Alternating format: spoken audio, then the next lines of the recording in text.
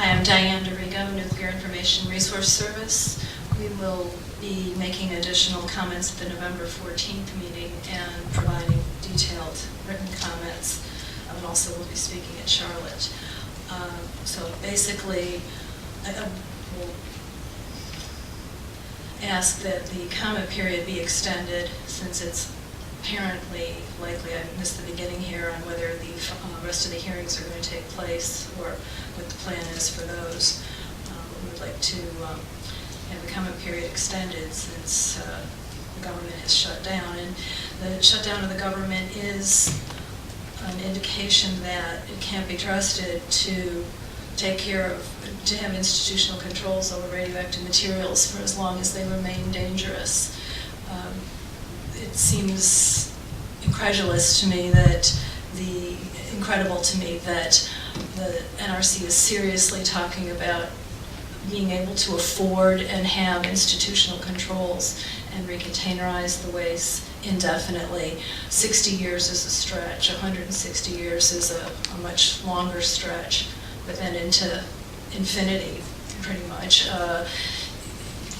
The economic analysis that was done in the environmental impact statement analyzes the cost of the analysis of the different options of which choice the EIS should choose, whether to look at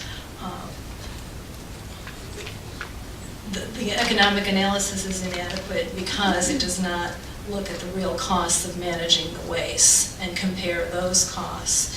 And there's no indication of where the costs for the long-term management will be. The EIS is inadequate in that it does not really fully analyze what the court required, an analysis of the fire scenario, what would cause a fire, and simply because your guess is that your expert estimate is that it's unlikely, the full consequences of a fire are not really analyzed. They're analyzed for one specific reactor, but it's not an adequate scenario for a situation like Indian Point or places that have very high populations. The NRC has an opportunity right now to do the right thing, which is to admit the real long-term dangers and the immediate potential dangers from irradiated nuclear fuel, to stop making things worse by maintaining the moratorium on new licensing and license extensions, and to require protection of current and future generations. The NRC was part of the Environmental Protection Agency Protective Action Guides that have just, the Controversial Protection Action Guides, which look at the consequences of large nuclear disasters and nuclear reactors, and this would include nuclear waste. And under the Protective Action Guides, because the scenario could be so bad, because the risks to the public could be so high as 1 in 7 cancers from the exposures from the long-term, the intermediate and long-term allowable contamination, are regular allowable risks that the EPA has of 1 in a million to 1 in 100,000, 1 in 10,000. These are being jettisoned to allow for higher risks to the public because of the real potential dangers from nuclear power and nuclear waste from nuclear power.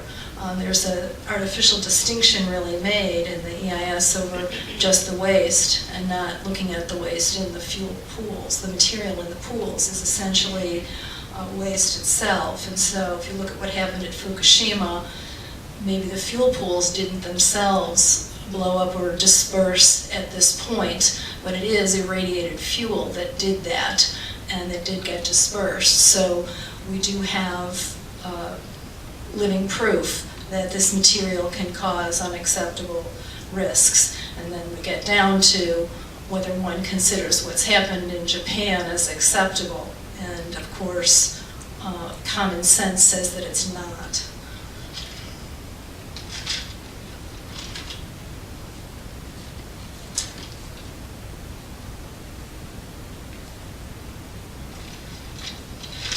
I'm going to stop there.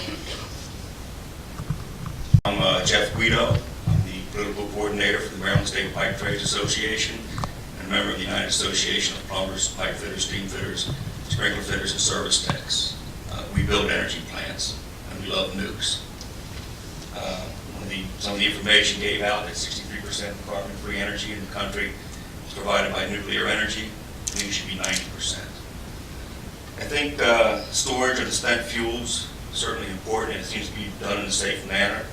We've had nuclear energy in this country for almost 50 years.